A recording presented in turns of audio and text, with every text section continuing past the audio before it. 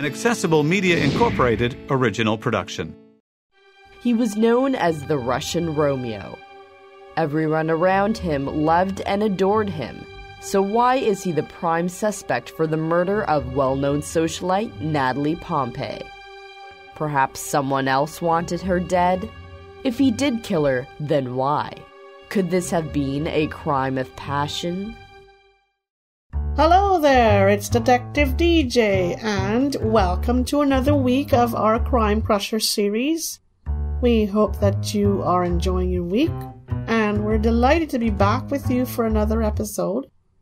You have already gotten a description of this episode, so let's just dive right into it. The Russian Romeo. You'll see why it's been called the Russian Romeo. And let's go right into the crime scene. Well, it's a beautiful spring evening, and the sun is rapidly sinking in the west. There is a fresh smell of spring in the air. It is very, very cool, and there is a wafting scent of the fragrance of flowers in the air. Very gentle, very sweet. The grass is damp and is of a lush green color, and some of the leaves on the trees are glistening with dewdrops, so that you can tell from this that it is late evening. The surrounding trees are all in full bloom, and the crickets are already chirping, again giving an indication that it is late evening. And when I say late evening, way past 6 o'clock at least. And the birds are already in their nests for the evening. So what does that tell you? Evening time. Ryan has been called out to a disturbing scene. The body of a female has been found.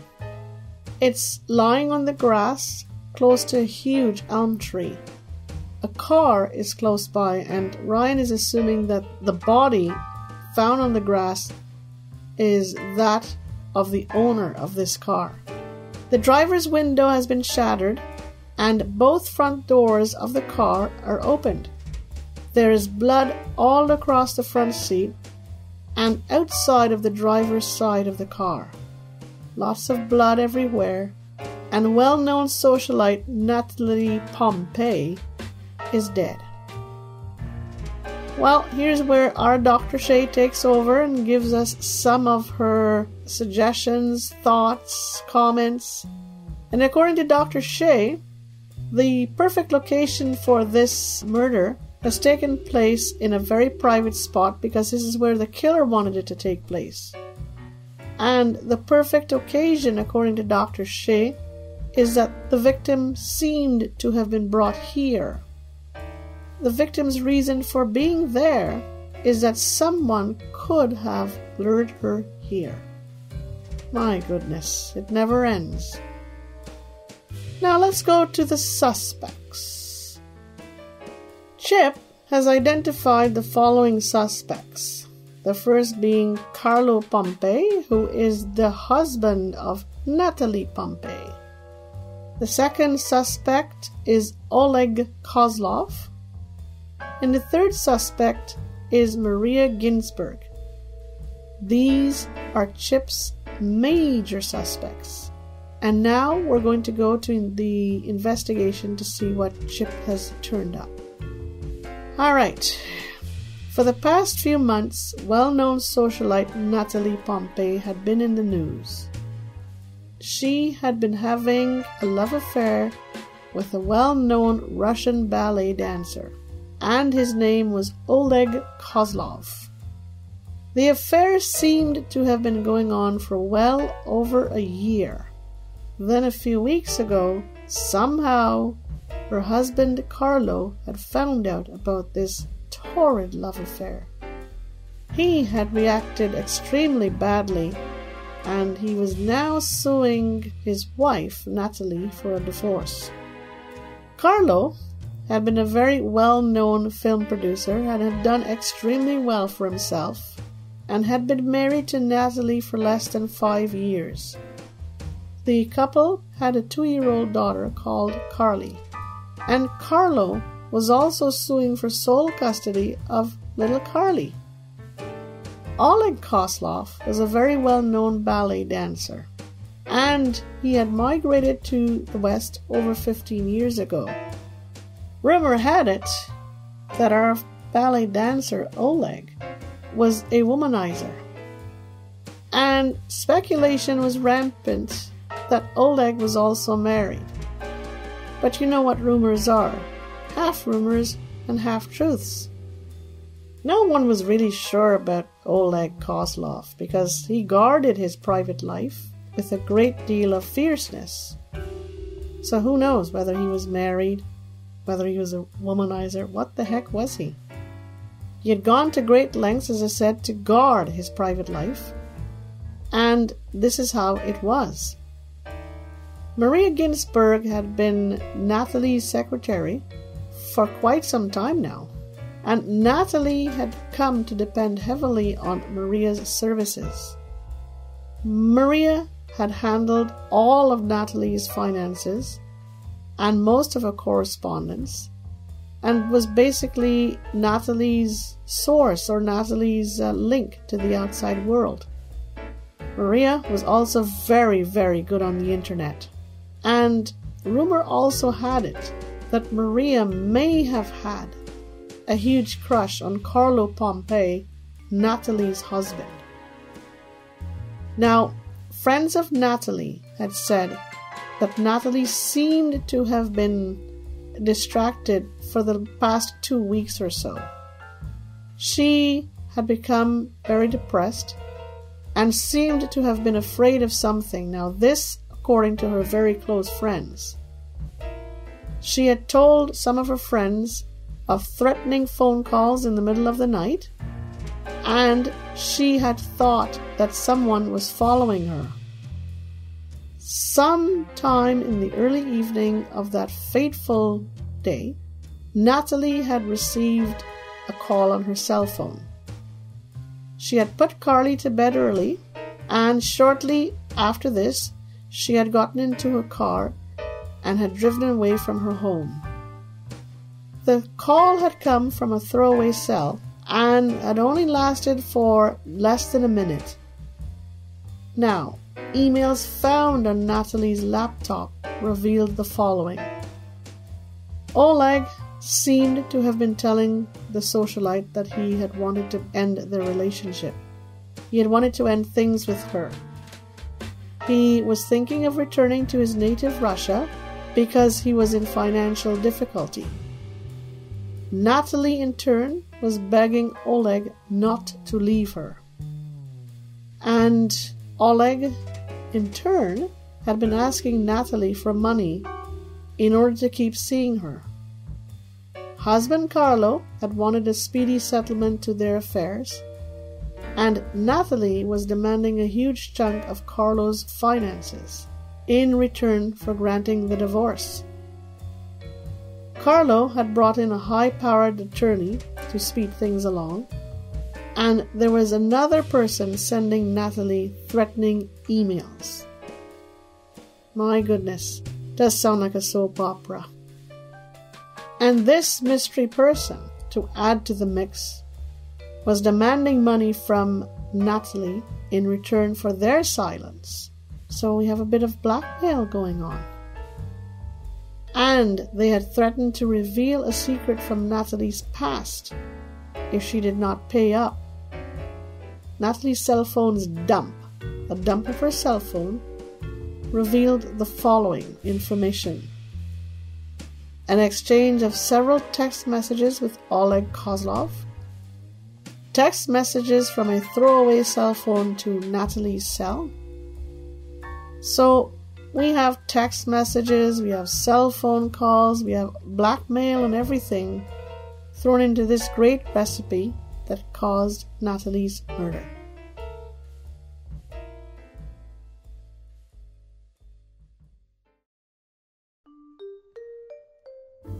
Let's look at the suspects again as identified by our chip. Carlo Pompay, husband of Natalie Pompay, and he wanted a divorce. Oleg Kozlov, and he was Natalie's lover, and Maria Ginsburg, who was Natalie's secretary. Let's go over now to Dr. Nicholas Gasquet and see what he has to say as to how our Natalie was killed. Natalie Pompay had been shot in the temple and had bled to death. Her body had been dragged out of the car and dumped on the grass close to the elm tree. Her body had been found about 2 hours after she had died. Now, after reading through all of these reports, thinking about things and talking to my team here, here's how I think it was done. The killer had called Natalie on her cell phone early in the evening and had done it from a throwaway cell phone. They had asked her to meet them at a favorite rendezvous spot, which was her favorite rendezvous spot. And at first, when she had driven up to the prearranged spot, she had not seen anyone close by. She had turned off her engine and was getting ready to open her door when the killer had opened the passenger door, and Natalie seemed to have turned when she heard the passenger door being opened. She was quite surprised to see the killer, but did not seem to have time to react. The killer took careful aim and then had shot Natalie in the temple. Natalie had slumped sideways and the killer had fired one more time, but the shot had missed a slumping Natalie and it shattered the windows in the car. The killer had gotten out of the car, had walked around to the driver's side, opened the door, and had dragged the dead body of the socialite out of the car. Natalie was a small person, so the killer had no difficulty dragging her body out and laying it on the grass close to the elm tree. The killer had stood for a moment looking down at the dead lady. Then they had turned and walked swiftly, only looking back when they got to the road. The road was very quiet, so no one saw the killer. They had gotten into their parked car and had driven away. This is how I think it was done. So, let's summarize this whole thing thus far before moving on, okay? We have a beautiful spring evening. Sun is going down. The smell or the scent of fragrant flowers is in the air. Grass is lush and green. Leaves on our trees are glistening with dewdrops. Birds are already in their nests, getting ready to go to bed. And crickets are chirping. Now on the grass, close to the elm tree, lies the dead body of Natalie Pompay, a very well-known socialite. Natalie has been shot dead. There's blood everywhere. It looks as if Natalie was lured to this spot by someone who knew this spot. And Natalie was surprised when she came face to face with her killer, and the killer had no difficulty in shooting Natalie and dragging her out of the car and laying her on the grass before making their own escape. We have identified 3 suspects for you. Carlo Pompay, who is Natalie's husband, he wanted a divorce because he found out about Natalie's love affair with Oleg Kozlov. Oleg Kozlov, who wanted to get away from Natalie because he wanted to end it. He says he wanted to go back to Russia. And we have Maria Ginsburg, who could have done it because she knew a lot about Natalie. We're not sure at this time how much she knows, what she knows, but she could be a suspect. That's the picture, and you have been given some questions to consider. Alex has given you these questions so that you could use these questions to try and figure out who did this horrendous murder. Who could have had the strongest motive? Who could have known about Natalie's favorite rendezvous spot? Who would have wanted to hide their identity by using a throwaway cell phone? Who would have had the most to gain by blackmailing Natalie? Who could have discovered her well-guarded secret? These questions are pondering ones, and I am sure that if you can get some answers to these questions, you'll figure out who did it. Let's go to our next stage of this mystery. Carlo Pompay could have wanted Natalie dead so that he would not have to pay her a huge divorce settlement, and he would have sole custody of their daughter Carly. Oleg, for sure, and maybe Maria would have known about Natalie's favorite rendezvous spot. Oleg and Maria could have wanted to hide their identity. This is why they used the throwaway cell phone to call her that evening. Oleg could have had the most to gain by blackmailing Natalie. Maria may have discovered her secret, because remember now, Maria was very good on the internet, and she was Natalie's secretary or admin assistant. Natalie had a secret, and that secret was that she had given birth to a baby while still being a teen, and her parents had given up the baby for adoption because they felt that Natalie was just too young to be a mother. So Natalie wanted that secret hidden for as long as she could, maybe for the rest of her days. So who do you think did it, folks? Carlo Pompay, Oleg Kozlov, or Maria Ginsburg? Well, I'll tell you who did it. Maria Ginsburg did it.